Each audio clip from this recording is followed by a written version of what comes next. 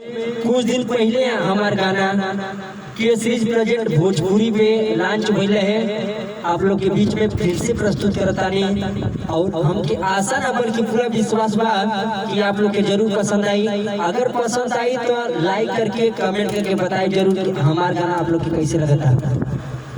कि फोन में पचूमा के आदत हरा के कैलू बहाना लग डाउन देखा के फोन में पचूमा के आदत हरा के कैलू बहाना लग डाउन देखा के काहे ना आइलू तू रहरिये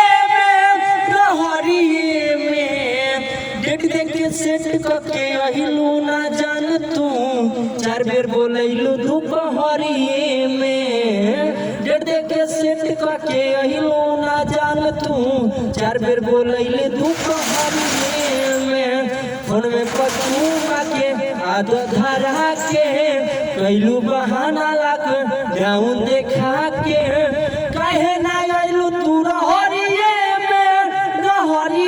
में डेढ़ देख के सेट करके आइलू ना जान तू चार बेर बोलैलू दोपहरिये में डेढ़ देख के सेट करके आइलू ना जान तू चार बेर बोलैलू दोपहरिये में।